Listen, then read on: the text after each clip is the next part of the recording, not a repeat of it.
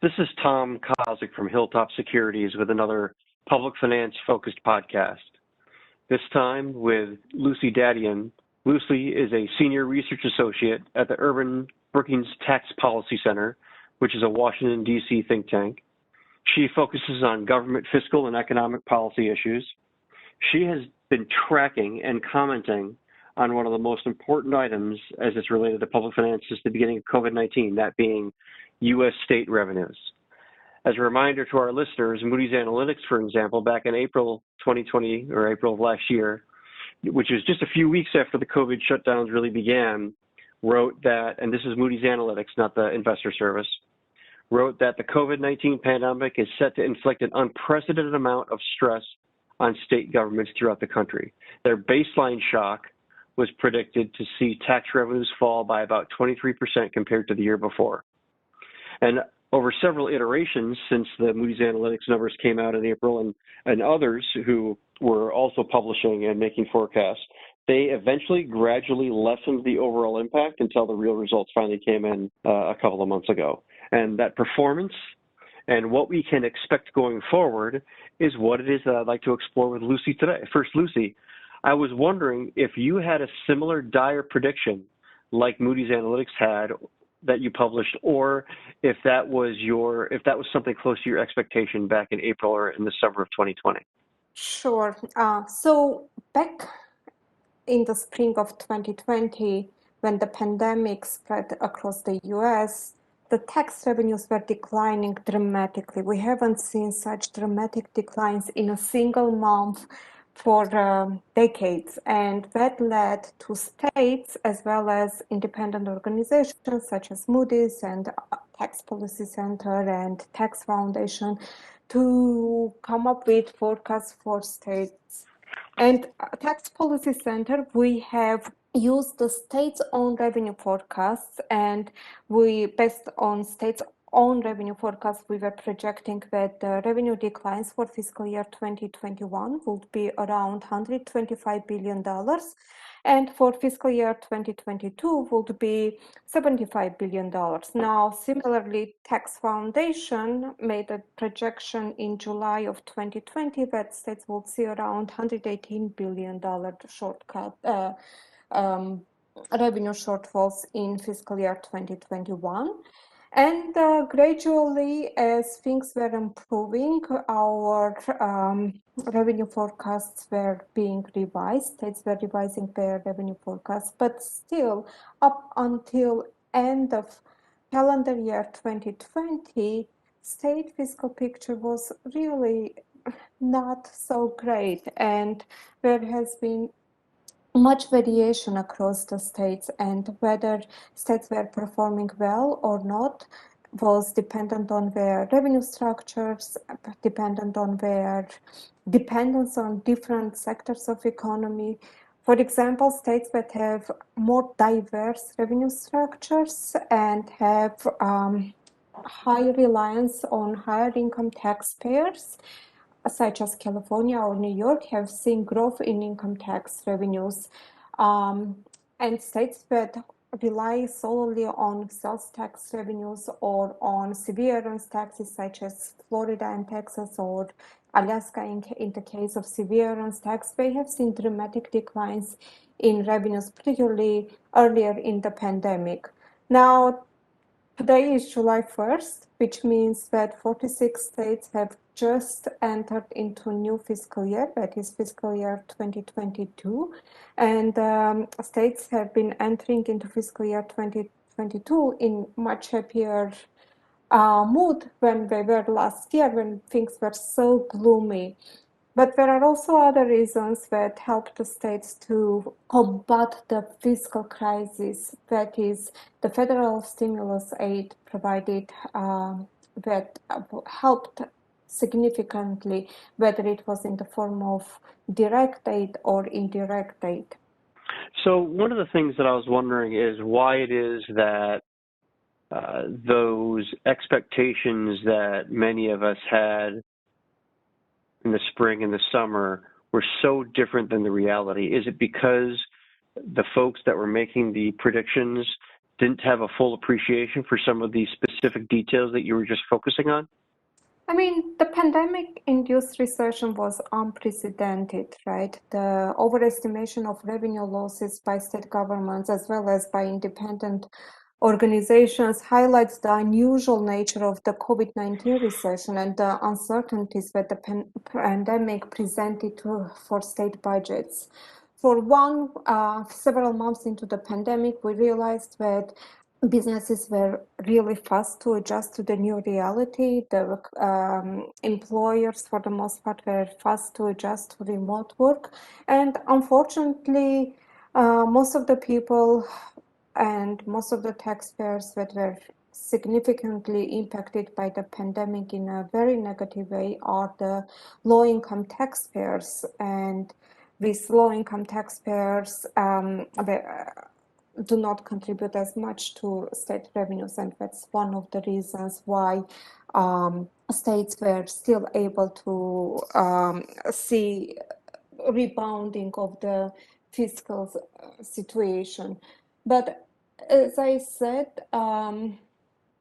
earlier, there is much variation across the states, and the states that have high dependence on tourism, such as Hawaii or Nevada or Florida, they are still continuing to suffer from the impact of the pandemic.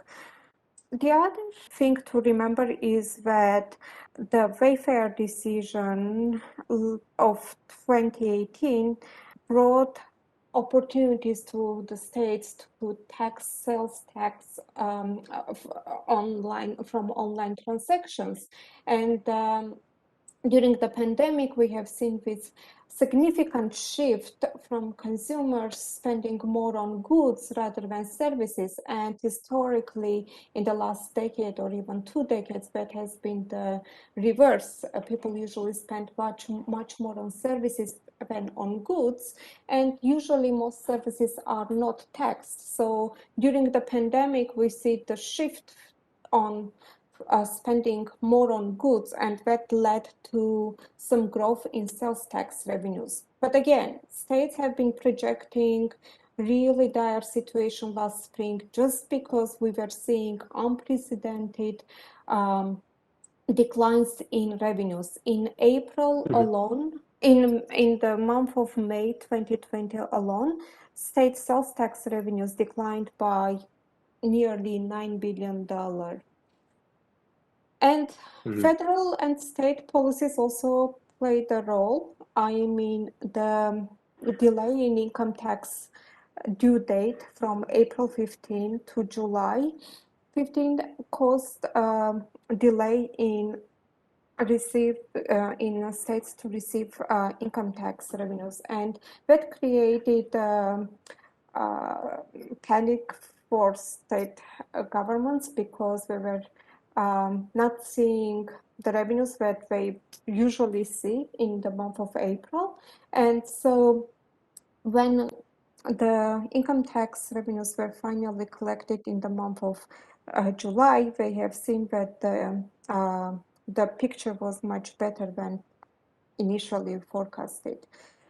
The other thing is that revenue forecasters based their forecasts on the experience of the Great Recession, when the state revenues have declined by over 10%. So we were trying to be consistent with the historic declines.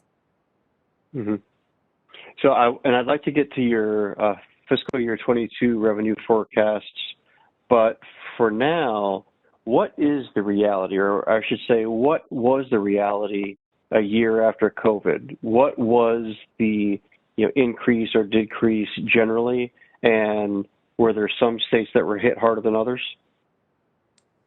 Yes. So there are states such as Hawaii, Nevada, Alaska that have been hit much harder than other states. In the case of Hawaii and Nevada, it's primarily driven by the tourism industry, which has been significantly impacted by the pandemic-induced recession. In the case of Alaska or, for example, North Dakota or Wyoming, the state revenues are significantly impacted by the volatile oil prices and a significant decline in oil prices last spring had an impact on state budgets in these states. And it's important to mention that Alaska doesn't have income tax or sales tax, which is also a problem for the state. States that have performed well are Idaho, California. In the case of Idaho, it's primarily driven by the population gains that the state has been seeing in the past few years. In the case of California, it's primarily driven by the higher income taxpayers keeping their jobs, working remotely, and contributing to the revenue growth, as well as there have been several initial public offerings, such as Airbnb or DoorDash, and that initial public offerings has boosted the corporate income tax revenues and the income tax revenues. And overall, the stock market has performed substantially well in the last year, and that also led to increases in revenues from capital gains. And so what about the dynamic in states like New York or Florida or Illinois? What are we likely to see in coming quarters or months there? So New York was projecting around $59 billion shortfall over the next few years, earlier in the pandemic. But with time, that projected shortfall has been declining. And as of now, the projected shortfall is much smaller. And the thing is to remember is the federal aid under the American Rescue Plan Act has helped the states significantly. For example, New York is going to get around $12.6 billion revenues from ARPA, which is approximately the same amount as we were projecting for the shortfall for fiscal year 2022. Overall, Florida, Illinois, New York, we were projecting much bigger shortfalls earlier in the pandemic. That shortfall has been declining towards the end of the year, and after the passage of the ARPA, that shortfall declined even more because the federal aid is going to help the states significantly. But also, New York is one of the states that had increased the tax rate on higher income taxpayers, as well as increased the corporate income tax rate. So that will also create additional revenue for the state. And how about Florida? So Florida just passed a budget equal to 101.5 billion dollars, and Florida will be getting around $10.2 billion from the ARPA. Initially, their budget proposal was around $96.6 billion, but because of the passage of ARPA, they were able to increase their budget for fiscal year 2022. Nevertheless, the state has seen significant decline in sales tax revenues, and particularly that the state is highly dependent on tourism industry, and that's one of the reasons, probably that's one of the reasons why places like Florida or Texas were trying to keep their lockdowns to a minimum number of days. I mean, they initiated lockdowns later in the pandemic on April 3rd or April 2nd and April 3rd, unlike New York and Illinois that mandated lockdowns effective March 21st. And the lockdown's duration was much longer in places like New York and Illinois when compared to Florida and Texas. And a particular challenge for Florida during the pandemic was that the state had not enacted legislation for collecting sales tax from online sales transactions. The state had just passed legislation that would allow the state to collect sales tax from online sales transactions, and that didn't help the state during the pandemic. So Illinois was just upgraded by Moody's. Is there a good story to tell where Illinois is concerned as it relates to their revenue performance over the last year and going forward? Revenue picture is much better than expected, and that's particularly because Illinois has a more diversified revenue structure. They have also been relying a lot on so-called sin taxes, whether it's revenues from gambling or other types of sins. New York and Illinois are the states that have also enacted legislation to legalize the recreational marijuana and the taxation of recreational marijuana. The one thing that Illinois and New York should be mindful about is their declining population, particularly the declining population of working age people, and that has been the case in the last few years, unlike places like Florida and Texas that have been seeing growth in population. So the demographic changes should be a concern for both Illinois and New York. Okay. I just saw that you published an April 2021 monthly comparison to last year. Is there an important dynamic to be aware here, or is what you saw just simply a reversal or a mirror image of the plunge that happened just after the COVID shutdowns began? For April specifically, the numbers should be interpreted very carefully because we are comparing the numbers to last April, which was the beginning of the pandemic, and everything was really dire, and the revenues were falling in such a great rate. So in general, the pandemic data should be reviewed very carefully, particularly that there has been so many shifts in deadlines, whether it's in terms of income tax due dates, shifts last year from April to July, or this year from April 15 to May 17, or whether it's in terms of several states shifting their sales tax due dates for the businesses. So there has been a lot of policy shifts which can have a significant impact on data, and revenue from a single month should be interpreted very carefully. We have seen a strong increase in April of 2021 compared to April 2020, but that growth is predominantly driven by the reversal of the mirror image impact, like you said. Okay.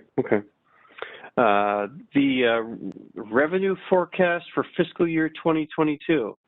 What is it that you're seeing? What do you think is what are you projecting is going to occur?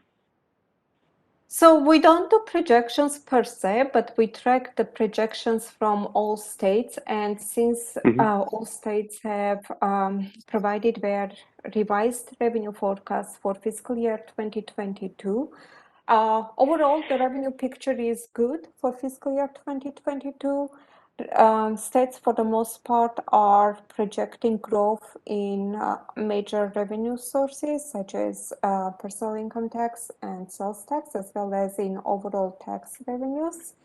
There is differences across the states, of course, in terms of revenue projections, and even some 15, 16 states are projecting declines in revenues. But again, we should be careful to interpret the data because we are comparing revenues for fiscal year 2022 to fiscal year 2021.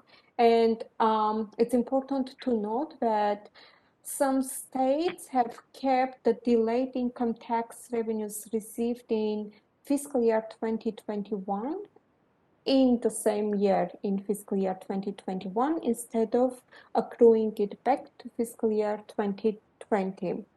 In other words, because income tax due dates were shifted from April to July last year, states made their own decisions whether they are going to keep income tax revenues received in July 2020 in fiscal year 2021 or in fiscal year 2020. So with, even if, for example, Illinois is projecting decline for fiscal year 2022, but that's because the revenues for fiscal year 2021 were unusually high, driven by the income tax revenues that were kept in fiscal year 2021. Are there some states that have growth projections for fiscal year 2022 that are notable to the high side, that would be considered more positive?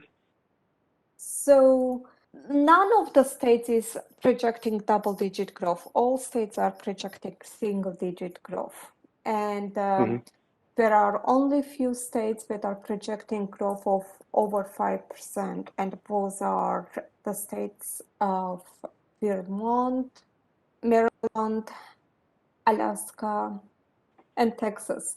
So Alaska is projecting stronger growth just because their revenues were substantially depressed last year. So it's obvious that we are going to see stronger revenue growth, but it's compared to the depressed levels. So most states are projecting revenue growth that is weaker. And one thing to keep in mind is that prior to the pandemic-induced recession, the state revenues were increasing at a much higher rate. The average growth rate was 5%, if not more. Like prior to the pandemic, the revenue growth for the fiscal year 2020, for the first 9 months of fiscal year 2020, was in the range of 8-9%. So yes, the revenues are performing well, and they are projected to perform well, but they are not at the level seen before the pandemic. And overall, when talking to state revenue forecasters, they all are concerned about the future in terms of what will happen once the federal stimulus aid runs out, how are the state revenues going to perform, what's going to be permanent change as a result of the pandemic, and what's going to be temporary change. For example, what's going to happen to the dynamic that we have seen in spending more on services rather than on goods. I mean, one hypothesis is that once we are over the pandemic, states will be, consumers will be spending more on goods than on services, more on services than on goods, just like previously. But this is all needs to be seen, what the fiscal and economic reality going to be in the post-pandemic and post-federal stimulus aid world. Right. Let me ask you one more question. So which states are that face the steepest challenge going forward based on what it is that we know right now? So there are about 16 states that are projecting declines in fiscal year 2022. I'm not going to look at the numbers and tell you answer the question, but I'm going to tell that the states that are going to see the steepest challenges, the greatest challenges, are the states like Hawaii, Nevada, and Alaska. And it all depends on what's going to be the future of the travel, whether we are going to see some rebound in travel, whether people are going to go back to same habits of spending on restaurants and cinemas and entertainment industries. So it all depends on the consumer behavior more than on anything else. It's no secret that the international travel is still down and the business travel is down, and in general, the transportation demand is down. So there is a lot to be seen in the coming months, and once the whole population is vaccinated, there is still going to be a lag because of the international travel, and we will hopefully be back on track in 2022. Well, I'm looking forward to talking to you more as the numbers come in. And this has been a very informative conversation, Lucy. I really appreciate your time. Thank you. And thanks for joining us today. This is Tom Kozlik from Hilltop Securities, and we'll talk to you again in our next podcast. Thank you very much.